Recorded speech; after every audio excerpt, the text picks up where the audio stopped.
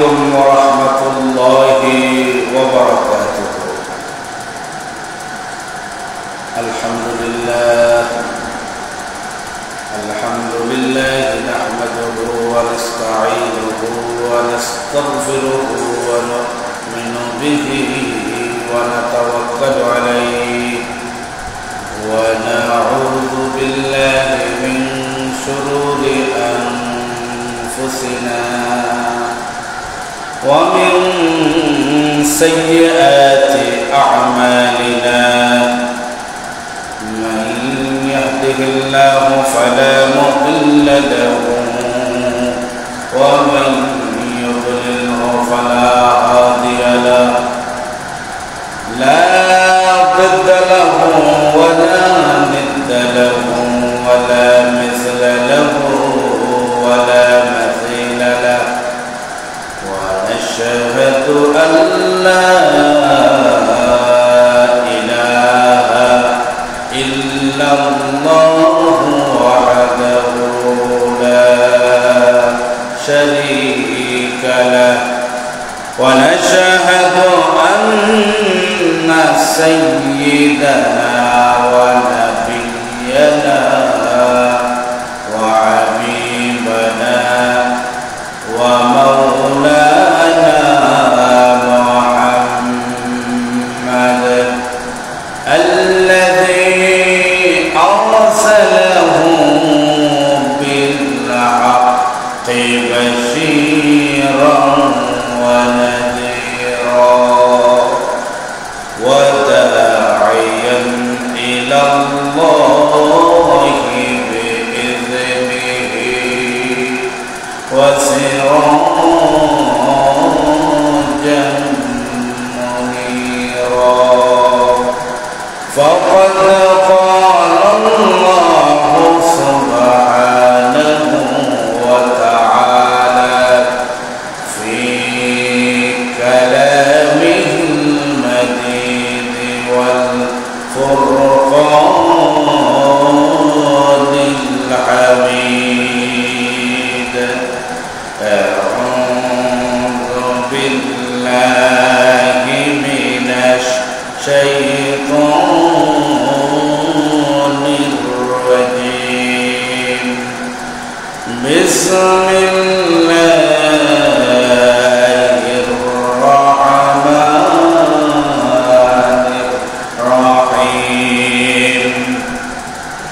إن الله وملائكته يصلون على النبي يا أيها الذين آمنوا صلوا عليه وسلموا تسليما. اللهم صل على محمد وعلى آل محمد كما صليت على إبراهيم وعلى آل إبراهيم إنك حميد مجيد. اللهم بارك على محمد وعلى آل محمد كما باركت على إبراهيم وعلى آل إبراهيم إنك حميد مجيد.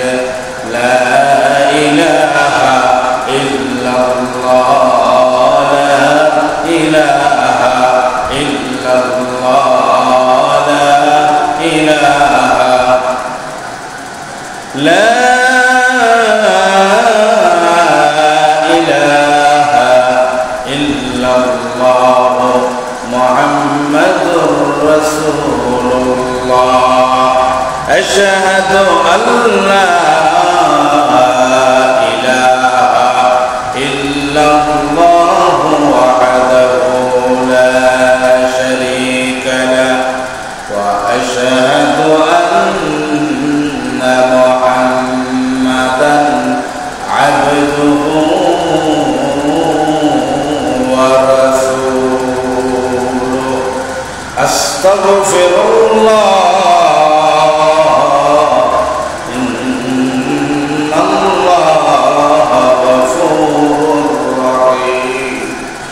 أستغفر الله الذي لا إله إلا هو الحي القيوم وأتوب إليه ولا حول ولا قوة إلا بالله العلي العظيم আলহামদুলিল্লাহ আল্লাহ সুবহানাহু ওয়া তাআলা অগণিত অসংখ্য লাখ কোটি শুকরিয়া আদায় করছি যেই রব্বুল ইজ্জত ওয়াল জালাল আমাদেরকে এই দুর্যোগপূর্ণ আবহাওয়ার মাঝে যখন বাংলাদেশের বিভিন্ন জায়গা প্লাবিত হয়ে আছে সেই মুহূর্তে আল্লাহ রাব্বুল ইজ্জত ওয়াল জালাল সুস্থতার সাথে সাপ্তাহিক শ্রেষ্ঠ দিন ইয়াউমুল জুমআহ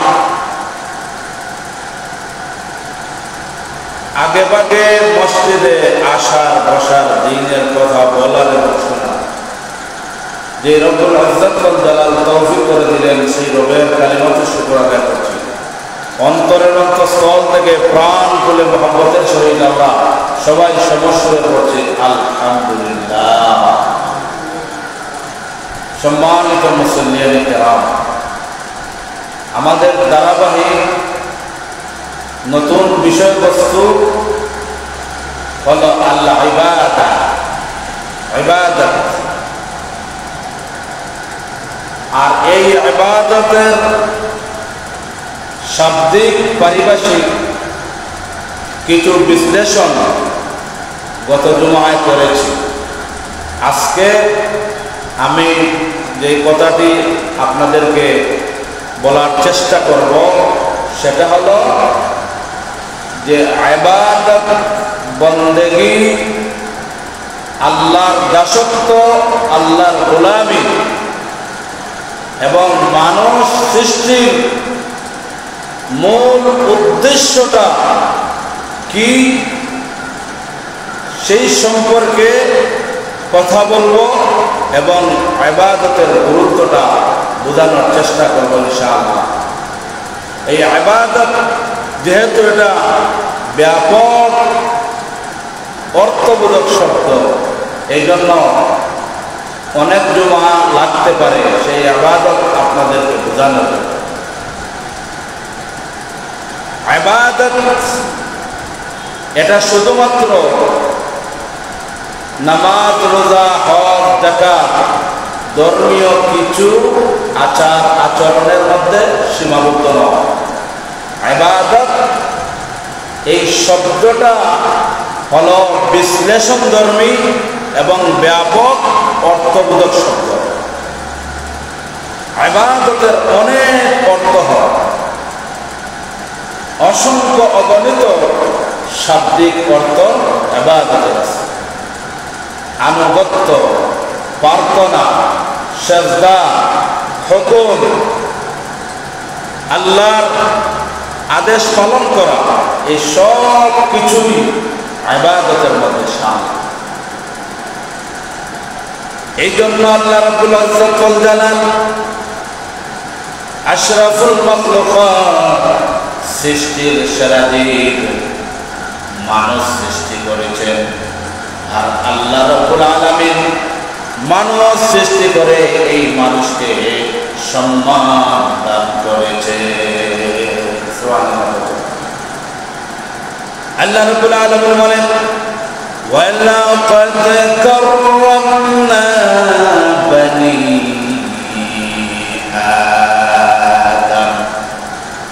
রাব্বুল আলামিন বলেন, আমি আদম সন্তানকে সম্মানিত করেছি, সম্মান দান করেছি। এই জন্য মানুষের সম্মান হলো তাকওয়ার ভিত্তিতে, মানুষের সম্মান হলো আল্লাহর ইবাদত বন্দেগীর ভিত্তিতে, মানুষের সম্মান হয় আল্লাহর রেজামন্দের ভিত্তিতে, মানুষের সম্মান হয় দিদারে ইলাহির ভিত্তিতে। এই জন্য আল্লাহ রাব্বুল আলামিন মানুষকে সম্মানিত করেছে, বনি আদমকে সম্মান দান করেছেন।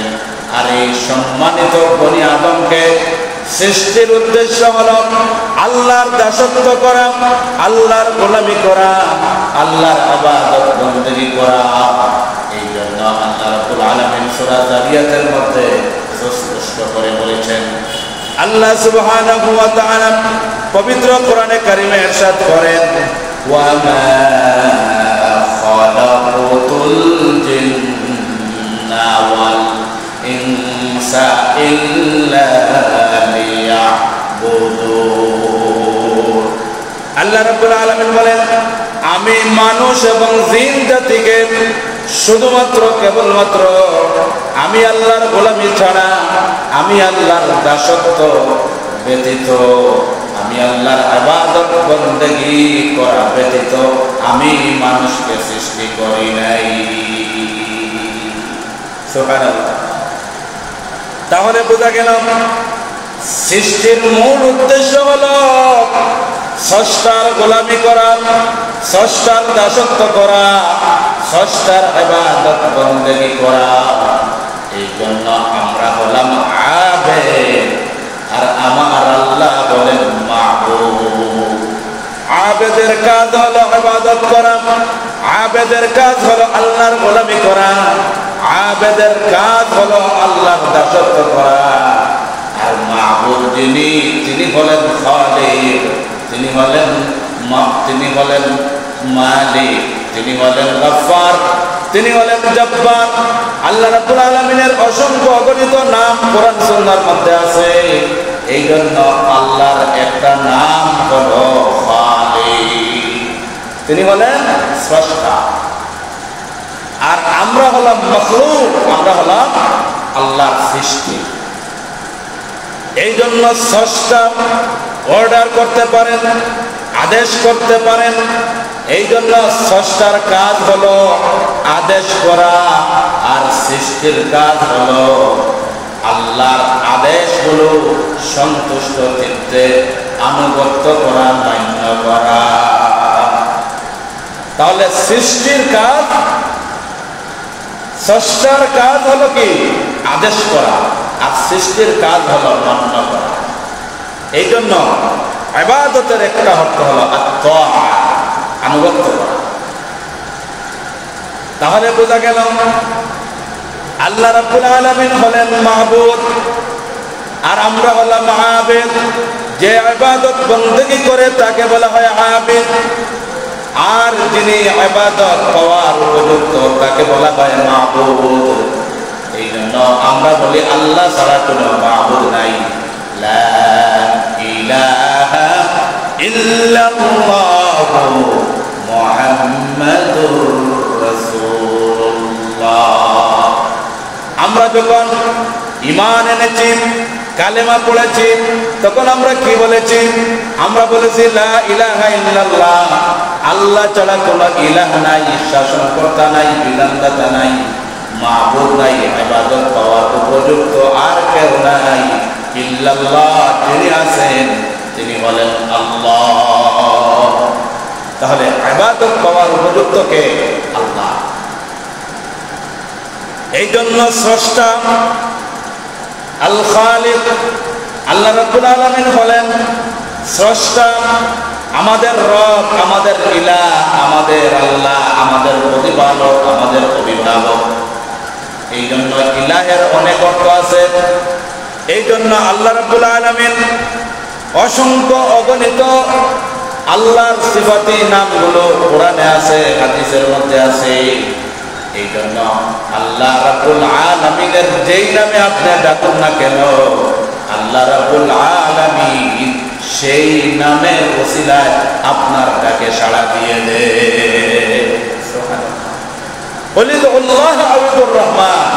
আল্লাহ বলছেন যে তোমরা আল্লাহ বলে ডাকো আর রহমান বলে ডাকো, যেই নামে ডাকো না কেন আল্লাহ রাব্বুল আলামিন তোমাদের ডাকে সাড়া দেন, তোমাদের ডাক শুনেন। সুবহানাল্লাহ।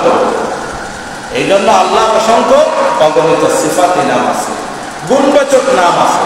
আপনি যেই নামে আল্লাহকে ডাকবেন সেই নামে আল্লাহ আপনার ডাকে সাড়া দেবেন। তাহলে মানুষ সৃষ্টির মূল উদ্দেশ্য কি? যে মানুষ সৃষ্টির মূল উদ্দেশ্য হলো যে আল্লাহ সুবহানাহু ওয়া তাআলা মানুষকে সৃষ্টির সেরা জীব হিসাবে সৃষ্টি করেছেন। মানুষের কাজ হলো মানুষ আল্লাহর গোলামি করবে, ইবাদত বন্দেগী করবে, আল্লাহর দাসত্ব করবে, আল্লাহর আনুগত্য করবে, আল্লাহর হুকুম পালন করবে। এই জন্য আল্লাহ রাব্বুল আলামিন কোরআনে কারীমে সূরাতুজ যারিয়ার মধ্যে ইরশাদ করেন, ওয়া মা খালাকাতুল জিন্না ওয়াল ইনসা ইল্লা লিয়াবুদুন। আমি মানুষ এবং জিনকে আমার ইবাদত বন্দেগী করার জন্য, আমার গোলামি করার জন্য, আমার দাসত্ব করার জন্য আমি আল্লাহ রাব্বুল আলামিন মানুষ এবং জিনকে সৃষ্টি করেছি। তাহলে আমাদের সৃষ্টি, আমাদের এই পৃথিবীতে এসে আমাদের কাজ কি? আল্লাহর ইবাদত করা, আল্লাহর বন্দেগী করা, আল্লাহর হুকুম মোতাবেক রাসূল করিম সাল্লাল্লাহু আলাইহি সাল্লামের তরিকা অনুযায়ী আপনার আমার ব্যক্তি জীবন, পারিবারিক জীবন, সামাজিক জীবন, রাষ্ট্রীয় জীবন, রাজনৈতিক জীবন, এক কথায় একজন মানুষের জন্ম থেকে নিয়ে মৃত্যু পর্যন্ত আপনার প্রতিটা সেক্টর, আপনার প্রতিটা কাজ, আপনার প্রতিটা বিভাগ যদি কোরআন সুন্নাহ মোতাবেক আপনি চালাতে পারেন তাহলে সব কিছু ইবাদতের মধ্যে শামিল হয়ে যাবে। সুবহানাল্লাহ। এই জন্য আমি গত জুমায়ও বলেছি যে আমরা ইবাদতকে ডিভাইড করেছি। ইবাদতের মূল মাকসাদ কি, ইবাদতের মূল লক্ষ্য কি, সেখান থেকে মুসলমান দূরে সরে গেছে। এই জন্য ইসলামকে মুসলমান দুই ভাগ করে ফেলেছে, ধর্মীয় সাইড, সামাজিক সাইড, রাজনৈতিক সাইড, অর্থনৈতিক সাইড। অর্থাৎ ইসলামকে বিভিন্ন ভাগে, বিভিন্ন বিভাগে মানুষ পার্থক্য সূচিত করার কারণে মানুষ মূল ইবাদত থেকে মানুষ দূরে সরে গেছে। এই জন্য ইবাদত এটা হলো একটা ব্যাপক অর্থবোধক শব্দ। এই জন্য আমি বলেছি যে অনেক অনেক জুমা লাগবে সেটাকে পরিপূর্ণভাবে আপনাদেরকে বোঝাতে। এই জন্য ইবাদতের যদি হাইসিয়ত না বুঝেন, ইবাদতের যদি মূল লক্ষ্য উদ্দেশ্য না বুঝেন, তাহলে আপনি ইবাদতকে ডিভাইড করে ফেলবেন, ইবাদতকে ভাগ করে ফেলবেন। যেমন ধরুন আপনি মসজিদে আসলেন, নামাজ পড়বেন, আবার যখন আপনি কোর্টে যাবেন, আদালতে যাবেন, তখন আপনি ঘুষ গ্রহণ করবেন। কারণ ইবাদতের মূল লক্ষ্য উদ্দেশ্য আপনি বুঝতে ব্যর্থ হয়েছেন। আপনি যদি ইবাদতের মূল হাকিকত না বুঝেন তাহলে দেখা যাবে আপনি রমজান মাসে রোজা রাখবেন, আবার যখন ব্যবসা বাণিজ্যে যাবেন তখন ওজনে কম দিবেন, মানুষকে প্রতারণা করবেন, অসৎ উপায়ে ব্যবসা করবেন। এর মানে হলো আপনি ইবাদতের হাকিকত, ইবাদতের হাইসিয়ত, ইবাদতের উদ্দেশ্য, ইবাদতের ডিটারমিনেশন আপনি বুঝতে পারেন নাই। এই জন্য আমাদের দেশে, আমাদের সমাজে মানুষ ইবাদতের প্রকৃত হাকিকত না বোঝার কারণে মানুষ একদিকে ভালো কাজ করে আরেকদিকে মন্দ কাজ করে। বুঝে আসছে? এবং ধর্মকে, রিলিজিয়াসকে ডিভাইড করে ফেলেছে। অথচ ধর্মকে ডিভাইড করার কোনো সুযোগ নেই। ধর্মকে ডিভাইড করা যাবে? যাবে না। এই জন্য আল্লাহ রাব্বুল আলামিন বলেন, মিল্লাত আবিকুম ইব্রাহিম ওয়া সাম্মাকুমুল মুসলিমিন। আমাদের ধর্ম হলো মিল্লাতে ইব্রাহিমের উপর আছে, আর আমাদের নাম আমাদের জাতির পিতা, মুসলমানদের জাতির পিতা হযরত ইব্রাহিম আলাইহিস সালাতু ওয়াস সালামের মাধ্যমে আমাদের নাম হলো আমরা মুসলমান। ওয়া সাম্মাকুমুল মুসলিমিন, তোমাদের নাম আল্লাহ রাব্বুল আলামিন মুসলমান রেখেছেন। মুসলমান কি? মুসলমান যিনি মর্যাদাকে বিলীন করে দেন, যিনি আনুগত্য করেন, অনুসরণ করেন, আত্মসমর্পণ করেন, তাকে বলা হয় মুসলিম। ইসলাম সিলমুন থেকে, সিলমুন মানে কি? শান্তি। এই জন্য ইসলাম ধর্মটা হলো শান্তির ধর্ম। কেন? এই ইসলামের মধ্যে সকল বিষয়ের সমাধান আছে। ইসলামের মধ্যে সকল বিষয়ের সমাধান আছে। এই জন্য সকল বিষয় যদি আপনি ইসলামাইজেশন করেন, ইসলামের ভিত্তিতে করেন, তাহলে আপনি শান্তি পাবেন। যেখানে ইসলামকে বিদায় করবেন সেখানে অশান্তি হয়ে যাবে। যেমন উদাহরণস্বরূপ বলতে চাই, ধর্মীয় সাইটগুলোতে মানুষ ইসলামের বিধিবিধান মানে, এই জন্য সেই দিকে শান্তি আছে না নাই? যেমন এই মসজিদের মধ্যে মানুষ আল্লাহর ইবাদত করতে আসে, আল্লাহর গোলামি করতে আসে, আল্লাহর দাসত্ব করতে আসে, নামাজ পড়তে আসে। এই জন্য এই মসজিদের ভিতরে শান্তি আছে না না?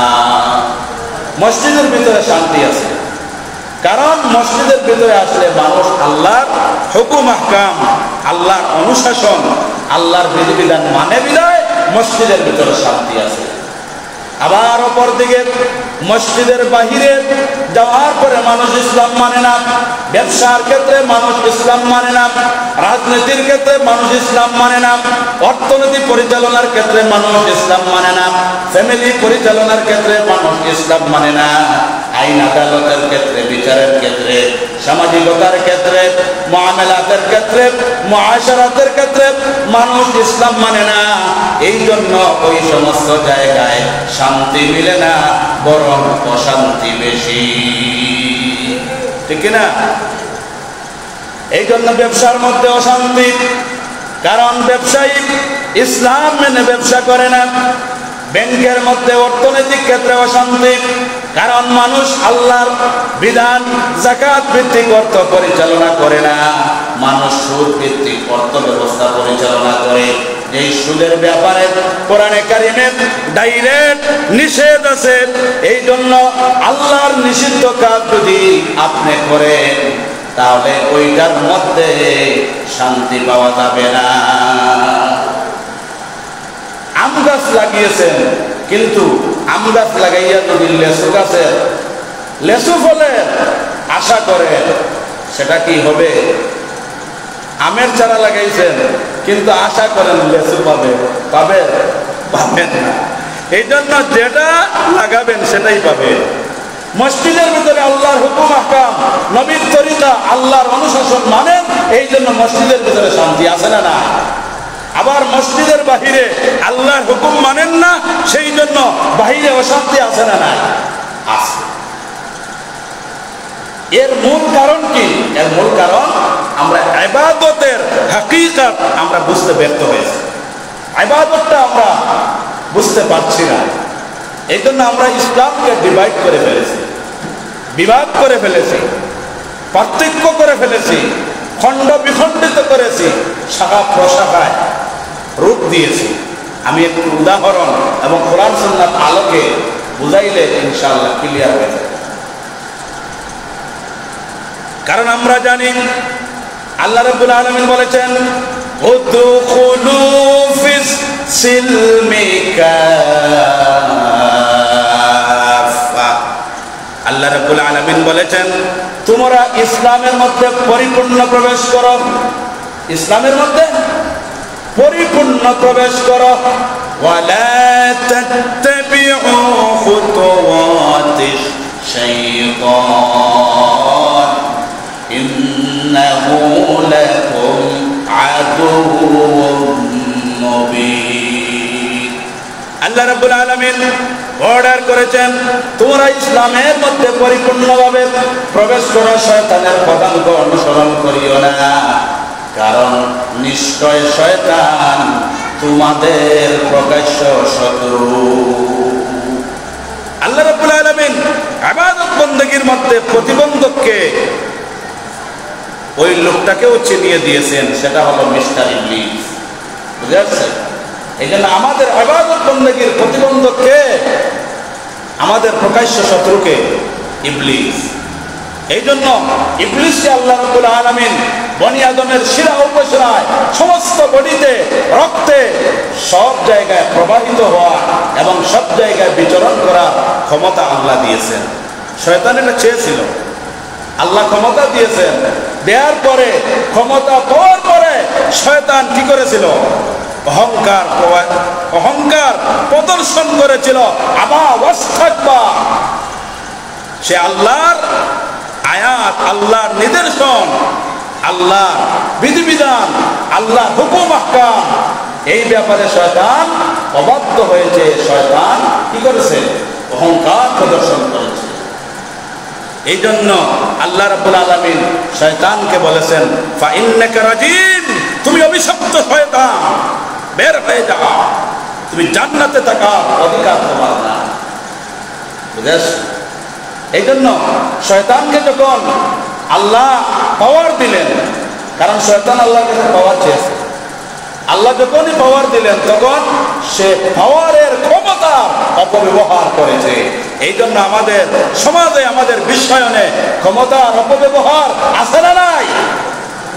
এই জন্য ক্ষমতার অপব্যবহার যারা করেন এরা হলো শয়তানের খাসিয়ত গ্রহণ করেছে। ক্ষমতা হলো আল্লাহর দেয়া নেয়ামত। ক্ষমতা কি? আল্লাহর দেয়া নেয়ামত।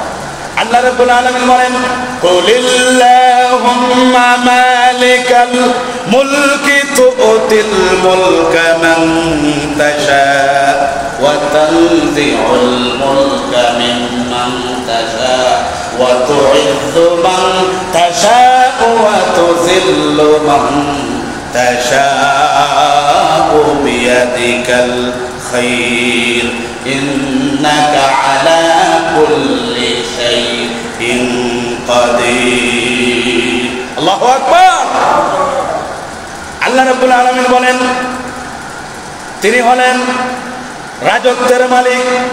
তিনি যাকে ইচ্ছা রাজত্ব দেন, যাকে ইচ্ছা ক্ষমতা দেন। ক্ষমতার মালিককে আল্লাহ, আর তিনি যাকে ইচ্ছা তাকে ক্ষমতা দেন, যাকে ইচ্ছা ইজ্জত দান করেন। ওয়া তুইজ্জু মান তাশা ওয়া তুযিল্লু মান তাশা, যাকে ইচ্ছা তিনি ইজ্জত দেন, সম্মান দেন, আর যাকে ইচ্ছা তিনি বেইজ্জতি করেন। এই জন্য আপনি আল্লাহর কাজ করবেন, রাসূলের তরিকা অনুযায়ী জিন্দেগি পরিচালনা করবেন, ব্যক্তি জীবন চালাবেন, পারিবারিক জীবন চালাবেন, সামাজিক জীবন চালাবেন, রাষ্ট্রীয় জীবন চালাবেন।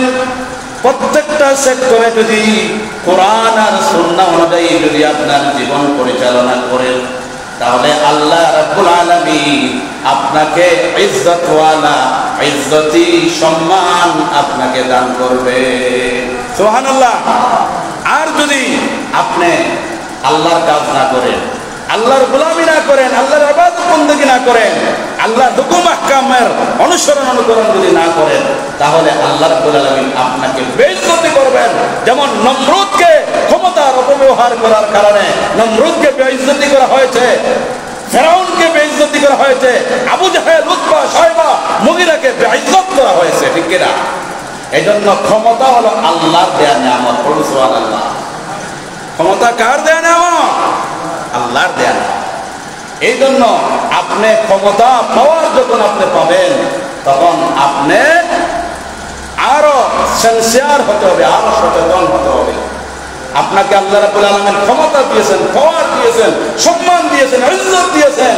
যদি এই পাওয়ারটা যদি আপনি অপব্যবহার না করেন, কোরআন সুন্নাহ অনুযায়ী যদি আপনার ক্ষমতা সঠিক জায়গায় ব্যবহার করেন, তাহলে আপনাকে আল্লাহ রাব্বুল আলামিন ইজ্জত ওয়ালা জিন্দেগি দান করবেন। বলো সুবহানাল্লাহ।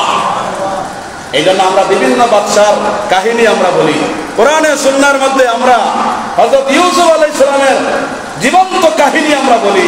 ইউসুফ আলাইহিস সালাম ছিলেন খাদ্যমন্ত্রী, প্রেসিডেন্ট ছিলেন। এই জন্য উনি আল্লাহর দেয়া বিধান অনুযায়ী রাষ্ট্র পরিচালনা করেছিলেন, যেই জন্য আল্লাহ রাব্বুল আলামিন খুশি হয়েছেন, উনার জীবন বৃত্তান্ত কোরআনে কারিমে সন্নিবেশিত করে দিয়েছেন। সুবহানাল্লাহ। আবার অপরদিকে ক্ষমতার অপব্যবহার করেছিল নমরুদ, ফিরআউন, আবু জেহেল। তাদের কথাও আল্লাহ কোরআনে কারিমে দিয়েছেন, কিন্তু তাদেরকে সম্মান দেন নাই। ক্ষমতার অপব্যবহার করার কারণে তাদেরকে জিল্লতের সাথে মশা দিয়া সমুদ্রের মধ্যে ছুঁড়াইয়া বিভিন্ন ভাবে অপমানিত করে তাদেরকে দুনিয়ার থেকে আল্লাহ বিদায় করে দিয়েছেন। বলুন নাউযুবিল্লাহ। তাহলে আমি যেই জিনিসটা আপনাদেরকে ফোকাস করতে চাচ্ছি, আমার এই কথাগুলোর মধ্যে অন্তর্নিহিত মূল হাকিকত আপনাদেরকে দিল উজাড় করে বুঝতে হবে যে ইবাদতকে সংকীর্ণ যদি আমরা করি, তাহলে একদিকে ভালো কাজ করবো, আরেকদিকে অন্যায় করবো। আর ইবাদতের হকিকত যদি আমরা বুঝি, আমাদের সৃষ্টির হকিকত যদি বুঝি, আমাদের সৃষ্টির লক্ষ্য যদি বুঝি, ডিটারমিনেশন বুঝি, আমাদের সৃষ্টি আল্লাহ রাব্বুল আলামিন যে তার গোলাম বানিয়ে আমাদেরকে পাঠিয়েছেন, এটার যদি হকিকত আমরা বুঝতে পারি, তাহলে সব জায়গায় আমরা ভালো করব, সব জায়গায় আমরা ভালো পারফরমেন্স করতে পারবো, সব জায়গায় আমরা নৈতিকতার সাথে আমাদের জীবন পরিচালনা করতে পারবো। আর ইবাদতের যদি হকিকত না বুঝি, তাহলে দেখা যাবে একদিকে ভালো করতেছি, আরেকদিকে মন্দ করতেছি, দুটোটাই চলতেছে। বুঝে আসছে? এই জন্য ইবাদতের হকিকত বোঝানোর জন্য আমি একটু ঘুরিয়ে আসতেছি। এক জমা হবে না, অনেক জমা লাগবে। এই জন্য ইবাদতের মূল হকিকত আমাদেরকে বুঝতে হবে। ইবাদতের মূল হকিকত যদি আমরা বুঝি, তাহলে একদিকে আমরা নামাজ পড়ব, আরেকদিকে আদালতে গেলে ঘুষ গ্রহণ করব না। ইবাদতের মূল হকিকত যদি আমরা বুঝি, তাহলে রমজান মাসে একদিকে রোজা রাখবো, আরেকদিকে ব্যবসায়িক ক্ষেত্রে ওজনে কম দিব না। কারণ ইবাদতের হকিকত আমি বুঝতে পেরেছি। এই জন্য আল্লাহ রাব্বুল আলামিন সূরাতুল যারিয়ার মধ্যে কি বলেছেন? ওয়া মা খালাকাতুল জিন্না ওয়াল ইনসা ইল্লা লিয়াবুদুন। আল্লাহ রাব্বুল আলামিন বলেছেন, আমি মানুষ এবং জিনকে আমার গোলামি করার জন্য, আমার দাসত্ব করার জন্য, আমার ইবাদত বন্দেগী করার জন্য সৃষ্টি করেছি, অন্য কোনো উদ্দেশ্য নয়। তাহলে আমাদের সৃষ্টির মূল উদ্দেশ্য কি? আল্লাহর গোলামি করা, আল্লাহর দাসত্ব করা, আল্লাহর ইবাদত বন্দেগী করা। এখন আপনি আমি মুমিন মুসলমান, আপনার আমার ইবাদত বন্দেগী 24 ঘন্টা হবে না ডিভাইড ভাগ হয়ে যাবে? 24 ঘন্টা আপনি আমি আল্লাহর গোলাম থাকতে হবে।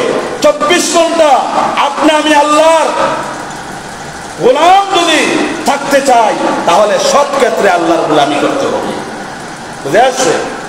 আর যদি সুবিধাবাদ জিন্দাবাদ হয়ে যায়, তাহলে তো ওই অবস্থা হবে, মসজিদ মে যাকে নামাজ পড়ো, হোটেল মে যাকে শরাব পিও, আল্লাহ भी রাজি रहो, শয়তান भी नाराज रहो, ওই ব্যক্তির অবস্থা হয়ে যাবে। এই জন্য কবি সুন্দর করে বলেছেন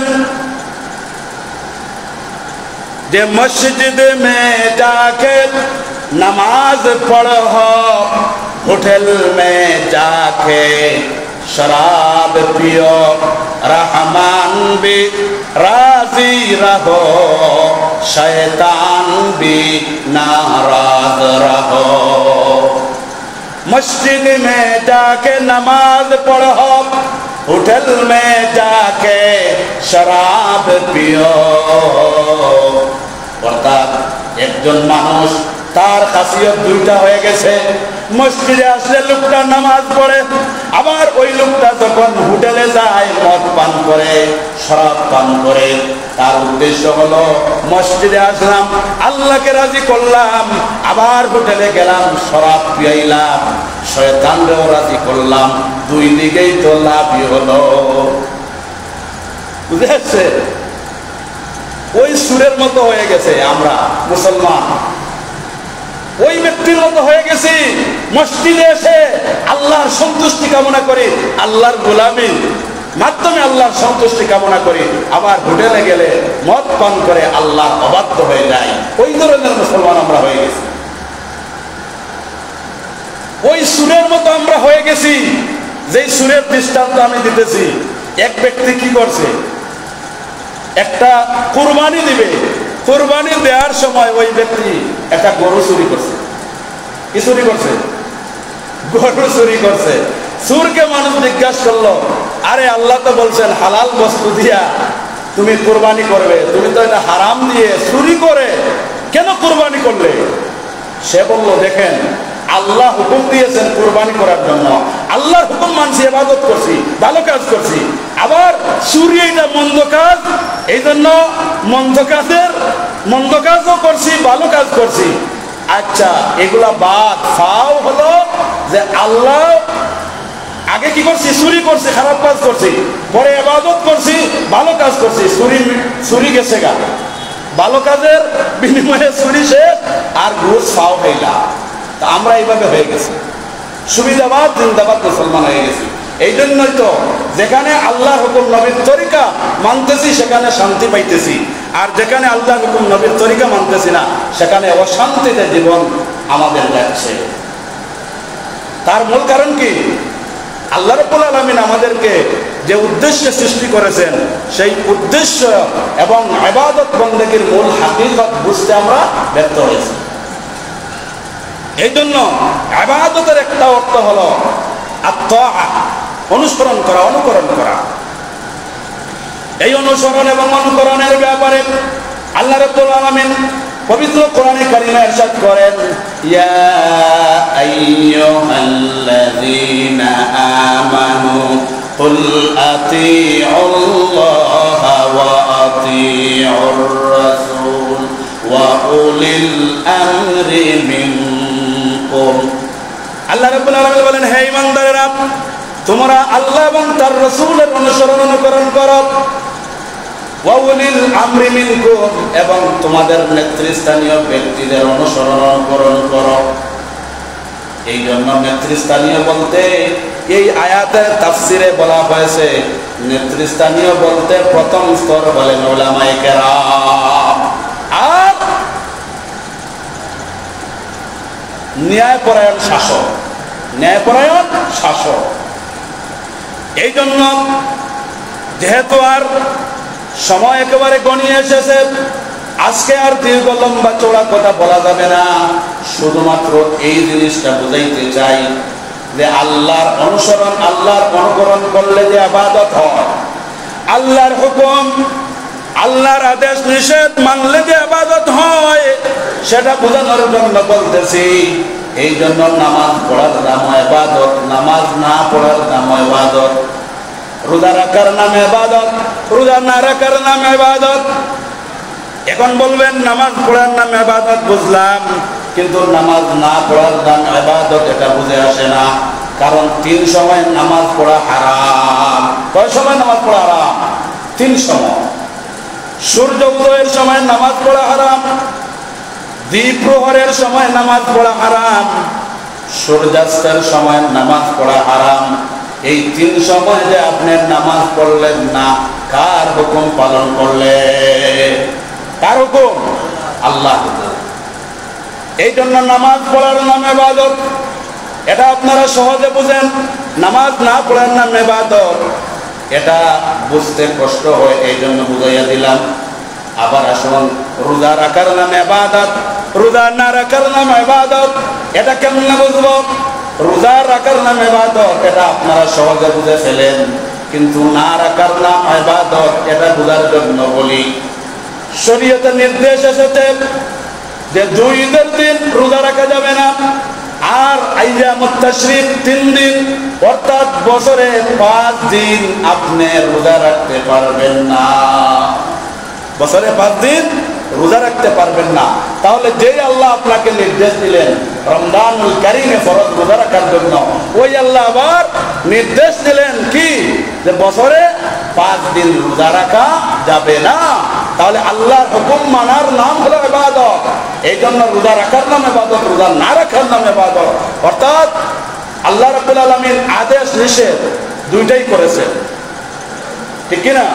কুনতুম খায়রা উম্মাতিন উখরিজাত লিন-নাস, তোমরাই শ্রেষ্ঠ উম্মত, তোমরাই শ্রেষ্ঠ জাতি, তোমরাই শ্রেষ্ঠ নেশন, তোমাদেরকে মানুষের কল্যাণের জন্য পাঠানো হয়েছে। তা'মুরুনা বিল মারুফ, তোমরা মানুষকে সৎ কাজের আদেশ দিবে, ওয়া তানহাউনা আনিল মুনকার, অসৎ কাজ থেকে মানুষকে বিরত রাখবে। এই জন্য আল্লাহর হুকুম মানার নাম ইবাদত, আল্লাহর অর্ডার আদেশ নিষেধ মানার নাম ইবাদত। বলুন সুবহানাল্লাহ। তাহলে আল্লাহর আদেশ নিষেধ মানার নাম কি? সবাই বলুন, ইবাদত। তাহলে আল্লাহর আদেশ হলো নামাজ পড়ো, তাহলে আমরা নামাজ পড়লাম, আল্লাহর আদেশ। নবীর তরিকা হলো বছরে 5 দিন কি করা যাবে না, রোজা রাখা যাবে না। সুতরাং আল্লাহর আদেশ নিষেধ মানার নাম কি? ইবাদত। যাই হোক, ইবাদত আগে বলছি যে আমাদের বনি আদমের এই পৃথিবীতে আসার মূল উদ্দেশ্য হলো আল্লাহর গোলামি করা, আল্লাহর দাসত্ব করা, আল্লাহর ইবাদত বন্দেগী করা। এই জন্য ইবাদতের নিগুড় তথ্য এবং ইবাদতের মূল হাকিকত এবং হাইসিয়তে যতক্ষণ পর্যন্ত মুসলমান না বুঝবে, ততক্ষণ পর্যন্ত আপনি প্রকৃত মুসলমান হতে পারবেন না। দেখা যাবে কিছু ভালো করতেছেন, কিছু আবার খারাপও করতেছেন, ওই লোকের মতো হয়ে যাবে। শয়তানকেও খুশি রাখে, আল্লাহকেও খুশি রাখে। ওই কুরবানি সূরার মতো হয়ে যাবে, যে খারাপ কাজ করে আর বলে খারাপ কাজ করছি, ভালো কাজের মাধ্যমে এটা মিটে গেছে আর গোশত ফাও পাইছি। এইভাবে সুবিধাবাদ জিন্দাবাদ মুসলমান হলে আল্লাহর জান্নাত পাওয়া যাবে না। এই জন্য আপনারা ইনশাআল্লাহ, আমার সময় হয়ে গেছে, আর কথা বলা যাবে না। আর কথা বললে আরেকটা টপিকে চলে যাব, আমি এই সময়ের ভিতরে পারবো না। এই জন্য ইবাদতের হাকিকত, ইবাদতের হাইসিয়ত এবং আমাদের সৃষ্টির উদ্দেশ্য, এটা জানার দরকার আছে না নাই? এটা প্রয়োজনীয়তা আছে না নাই? আছে। যখনই আমরা আমাদের ইবাদতের হাকিকত, ইবাদতের হাইসিয়ত, ইবাদতের মূল উদ্দেশ্য, আমাদের সৃষ্টির উদ্দেশ্য দুইটা যখন আমরা বুঝতে সক্ষম হব, তখন আমরা আল্লাহর গোলাম, নবীর উম্মত এবং নৈতিকতাপূর্ণ, খুলুকুল হাসানা, আখলাকপূর্ণ একজন মুমিন মুসলমানে পরিণত হতে পারবো। নতুবা আমরা আল্লাহর প্রকৃত গোলাম হতে ব্যর্থ হব। আল্লাহ রাব্বুল ইজ্জত ওয়াল জালাল আমাদের প্রত্যেককে প্রকৃত আল্লাহর গোলামি করার এবং আমাদেরকে সৃষ্টির উদ্দেশ্য হলো আল্লাহর গোলামি করা, আল্লাহর দাসত্ব করা, আল্লাহর ইবাদত বন্দেগী করা। আমরা যাতে প্রত্যেকটা ক্ষেত্রে আল্লাহর গোলামি করতে পারি, সেই তৌফিক আল্লাহ আমাদের প্রত্যেককে দান করুন। আমরা পড়ি আমিন। সাল্লাল্লাহু আলা সাইয়্যিদিনা ওয়া মাওলানা মুহাম্মদ ওয়া আলা আলিহি ওয়া আসহাবিহি ওয়া সাল্লাম। কেউ দিলে দ্রুত দিলাম কা। আলহামদুলিল্লাহ। জনাব হাফেজ আব্দুস সবুর ভাই তাই কানাডাতে আসুন, আলহামদুলিল্লাহ ভালো অবস্থানে আসুন, খোঁজখবর আছে আমরা আলহামদুলিল্লাহ। আরো অনেক ভাই সকল গেছেন, হয়তো কেউ অবস্থা একটু খারাপ, আবার কেউ অবস্থা একটু ভালো গিয়া পড়ে গেছেন কি, আলহামদুলিল্লাহ সবর অবস্থা ভালো হইব। তো আল্লাহ রাব্বুল আলামিন আব্দুস সবুর ভাই 1000 টাকা মসজিদ দান করছেন। আল্লাহ রাব্বুল আলামিন আব্দুস সবুর ভাইরে প্রবাসের মাটিতে হালাল রুজি রোজগার বেশি করার তৌফিক দান করুক, কই আমরা আমিন। আর আরো তারা দরং সহ আরো যত জায়গায় যত মুসলমান ভাই সকল প্রবাস আছেন, আল্লাহ রাব্বুল আলামিন প্রত্যেকের হালাল রুজির দরওয়াজা আল্লাহ খুলিয়া দেন, কোকা আমিন। এই জন্য আর খারা খারা দিতা দ্রুত দিলাও কা, দ্রুত দিলাও কা, আর 2 মিনিট পাওয়া যাইব 15,000 গিয়া। তো যাই হোক, আলহামদুলিল্লাহ আল্লাহ রাব্বুল ইজ্জত ওয়াল জালাল আমরা যা কিছু কর্ম যেই জায়গায় আল্লাহর হুকুম নবীর তরিকা অনুযায়ী করবো, দান সদকা, পিতামাতার সাথে সৎ ব্যবহার, অর্থাৎ মুআমালাত মুআশারা।